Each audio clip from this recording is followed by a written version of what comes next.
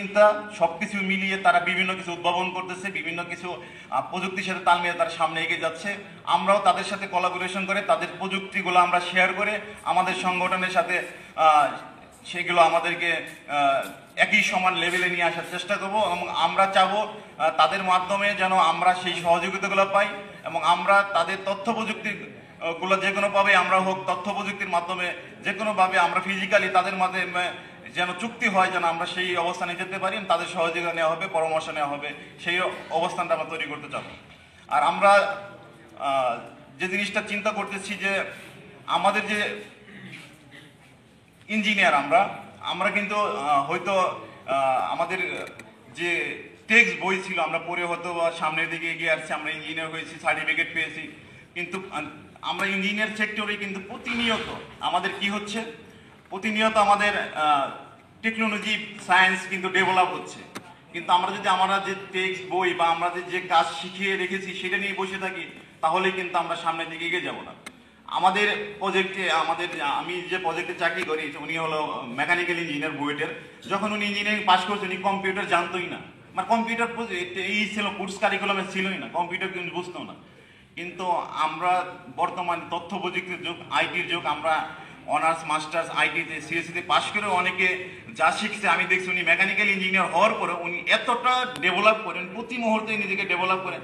তথ্য প্রযুক্তি এমন কোনো জিনিস নেই যে উনি জানে না, কারণ কি উনি প্রতিনিয়ত নিজেকে ডেভেলপ করে আছে। কেন করছে? উনি জানে যে আমি যদি শুধু আমার সেই সীমাবদ্ধ জ্ঞান নিয়ে বসে থাকি তাহলে তো আমি সামনের দিকে এগিয়ে যেতে পারবো না। আমাকে যদি এই বর্তমান নিউ জেনারেশন যারা আধুনিক যে ইনোভেশনগুলো হচ্ছে সেই যে নলেজগুলো নিয়ে যারা সামনে আসতেছে সেখানে যদি আমি তাদেরকে তাদের নেতৃত্বে থাকতে চাই, তাদের যদি আমি বসে থাকতে চাই তাহলে আমাকেও ডেভেলপ লাগবে। তার মানে কি আমাদের ইঞ্জিনিয়ারদের শেখার কোনো শেষ নাই, প্রতিনিয়ত আমাদেরকে ডেভেলপ করতে হবে, প্রতিনিয়ত জানতে হবে।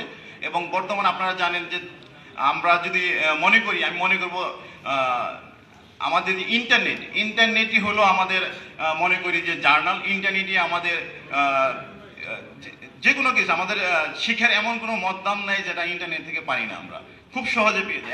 একটা সময় কিন্তু গবেষণা রিসার্চ করার ক্ষেত্রে খুবই কঠিন ছিল, কোনো কিছু গবেষণা করতে গেলে সেই জার্নালগুলো খুঁজে নিয়ে আসতে হতো, কিনে আনতে হতো, কিন্তু এখন নেটে সার্চ করলে আমরা অতি সহজেই পেয়ে যাই। অতএব আমরা নিজেদেরকে একটা কথাই বলতে হবে, আমাদের প্রতিনিয়ত নিজেদেরকে ডেভেলপ করতে হবে, আমাদেরকে ভালো মানের ইঞ্জিনিয়ার করতে হবে। তাহলে কি হবে, আমরা কি করি, আমরা প্রতিনিয়তই আমরা মনে করি আমাদের কেন চাকরি হয় না, আমরা কেন ভালো অবস্থানে যেতে পারি না, সেটা আমরা মনে করি যে আমাদের কিছুটা আমাদের নিজেদেরও আমাদের সেক্ষেত্রে ব্যর্থতা। আমাদের সেই সীমাবদ্ধ জ্ঞান বা টেক্সট বইয়ের মধ্যে শুধু পড়ে থাকলে হবে না, প্রতিনিয়ত ডেভেলপ করতে হবে, নতুন চিন্তার সাথে সামনের দিকে এগিয়ে নিতে হবে এবং সবসময় নলেজ রাখতে হবে যে কোথায় কি হচ্ছে, কোন জায়গায় প্রযুক্তি কি হচ্ছে, সবকিছু আমাদের মাথায় রাখতে হবে। ইনশাল্লাহ সেই ক্ষেত্রে যদি আমরা অবদান রাখতে পারি আমাদের কোনো কোম্পানি বা কোনো জায়গায় আমাদের জব আসলে খুঁজতে হবে না, তারাই আমাদেরকে ডেকে নেবে যে এই ছেলেটা এই প্রযুক্তির উপরে বা এই টেকনোলজির উপরে বা এই টপিক্সটার উপরে খুবই বেটার। যেমন আমরা যেহেতু ইন্ডাস্ট্রিয়াল ইঞ্জিনিয়ার, আমরা জানি যে programmable logic controller, SCADA, distribution control system, এগুলো যারা আমরা কাজ জানি তাদের কিন্তু একটা ভালো অবস্থান আছে এবং অনেক ডিপ্লোমা ইঞ্জিনিয়ার আছে যারা মাসে 3-4 লাখ 5 লাখ টাকা ইনকাম করে। আমরা কিন্তু নিজেদেরকে ডেভেলপ করি না, আমরা শুধু মনে করি আমাদের কেন চাকরি হয় না। সেই জিনিসগুলো আমরা চিন্তা করে আমরা চাবো যে আমাদের প্রতিটা যে 14টা আমাদের ডিভিশন ঘোষণা করা হলো, 10টা হলো আমাদের যে ডিভিশন, 8টা হলো বাংলাদেশের এখন ডিভিশন আছে, 2টা হলো নতুন ডিভিশন হবে, একটা ময়নামতি আর একটা পদ্মা, পাশাপাশি 4টা হলো আমাদের হবে ইন্ডাস্ট্রিয়াল ডিভিশন। আমরা চাবো আমরা পর্যায়ক্রমে প্রতিটা ডিভিশনে আমাদের একটা করে ট্রেনিং সেন্টার থাকবে, ফিজিক্যাল ট্রেনিং সেন্টার। যে আমরা প্রথমে শুরু করবো অনলাইন ভিত্তিক, পরবর্তী ফিজিক্যাল ট্রেনিং সেন্টার হবে। যে ট্রেনিং সেন্টারে এমন হবে যে ট্রেনিং সেন্টার থেকে কেউ ট্রেনিং নিলে এমন যেন হয় যে কোনো কোম্পানি চিন্তা করবে এটা আইইবির ট্রেনিং সেন্টার থেকে ট্রেনিং প্রাপ্ত একটা ছেলে, এই ছেলে ওই প্রতিষ্ঠান থেকে ট্রেনিং নিয়েছে, তখন যে কোনো কোম্পানি সার্টিফিকেট দেখবে তখন চাকরি ক্ষেত্রে চিন্তা করবে না এই ছেলে ওখান থেকে কিছু শিখতে পেরেছে, ওই মানে ট্রেনিং সেন্টার করতে হবে। শুধু ট্রেনিং সেন্টার করলাম আর একটা সার্টিফিকেট হলো না। আমাদের সব কিছুতেই থাকবে, সবসময় আমরা চাবো যে কোয়ালিটি মেনটেন করার জন্য আমরা আমাদের নেতৃত্বের দিকেও আমরা কোয়ালিটি চিন্তা করব। আমরা ভালো ছাত্র হলে যে নেতৃত্ব ভালো হবে তা না, যে জায়গায় যেন পারফেক্ট আমরা চিন্তা করবো তাকে সেই অবস্থানে দেওয়ার জন্য।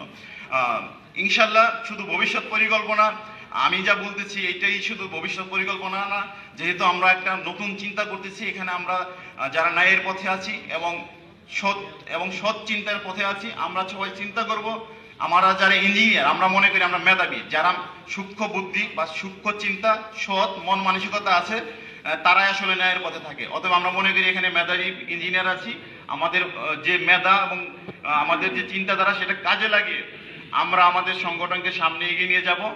অতএব আমরা মনে করব যে আপনাদের এখান থেকেও যদি কোনো ভালো পরিকল্পনা থাকে, ভালো দিক নির্দেশনা থাকে এই সংগঠনের জন্য, আমরা সেখান থেকে আপনাদের কাছ থেকে সেই দিক নির্দেশনা গ্রহণ করব।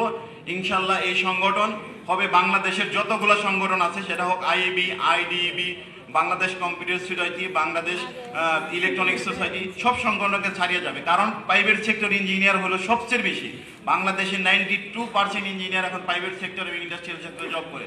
অর্থাৎ সবচেয়ে বড় সংগঠন হবে এই সংগঠন। আর এই সংগঠন যেহেতু আমরা চাচ্ছি এরকম মানের একটা সংগঠন, এই সংগঠন হবে বাংলাদেশের সবচেয়ে বড় সংগঠন। এবং আপনাদের পরামর্শ নিয়েই লক্ষ্য উদ্দেশ্য যদি প্রয়োজন হয় সংযোজন বিয়োজন গঠনতন্ত্র আপনাদের নিয়ে সংযোজন বিয়োজন করে এবং সবকিছু করে এক লক্ষ্য ভবিষ্যৎ প্রকল্প আপনাদের নিয়েই করা হবে ইনশাল্লাহ অতি দ্রুত। আপনারা জানেন যে আমাদের অলরেডি আমাদের এই সংগঠনের নামে ওয়েবসাইট করার জন্য অ্যাডভান্স করা হয়ে গেছে। অতি দ্রুত আমাদের ওয়েবসাইট করা যাব। ফিউচারে আমাদের অতি দ্রুত আমরা ফিজিক্যাল অবস্থানে চলে যাব, আমাদের আইডেন্টি কার্ড থাকবে এবং আমাদের মেম্বারশিপ সার্টিফিকেট হবে। এরকম চিন্তা ভাবনা, আমরা অনলাইন ভিত্তিক হব না, শুধু অনলাইনে থাকবে, অনলাইন ভিত্তিক হব না, যাতে আমাদের সবকিছুর একটা ভ্যালিডিটি থাকে। আমরা যত ফেসবুক থেকে জানি একটা ক্লিকের মাধ্যমে রিমুভ করে দিলে যেন মেম্বারশিপ ব্লক রিমুভ হয়ে না যায়। আমাদের মেম্বারশিপ ব্লক রিমুভ হয়ে গেলেও আমাদের কিন্তু ফিজিক্যালি একটা অবস্থান থাকবে, বলতে হবে যে আমার সার্টিফিকেট আছে, আমার আইডি কার্ড আছে, আমি সংগঠনের মেম্বার। ফেসবুক কোনো ব্যাপার না। অর্থাৎ ধন্যবাদ সবাইকে। এটা আমি ইনশাল্লাহ আপনাদের সবাইকে নিয়ে সুন্দর করে ভবিষ্যৎ পরিকল্পনা করা হবে। ইনশাল্লাহ মন্ত্রী মহোদয় আসলে আমাদের আনুষ্ঠানিক প্রোগ্রাম শুরু হবে, আর বিকালে আমাদের কালচারাল প্রোগ্রাম আছে, সবাই আমরা অংশগ্রহণ করব। এবং মন্ত্রী মহোদয় প্রথম থেকে বলে আসছিল যে যেহেতু এখন করোনার দ্বিতীয় ধাপ চলতেছে, আপনারা সবাই ডিস্টেন্স মেনটেন করলে আমি প্রোগ্রামে থাকবো। ইনশাল্লাহ মন্ত্রী মহোদয় আসলে এখন আমরা যেভাবে থাকি একটা একটা করে সিট ফাঁকা রাখবেন। প্রথম সিটে 1 থেকে 1, 3, 5 এইভাবে, পরে সিটে 2, 4, 6 এইভাবে বসবেন। ধন্যবাদ সবাইকে। আমি বিদায় নিচ্ছি। আসসালামু আলাইকুম।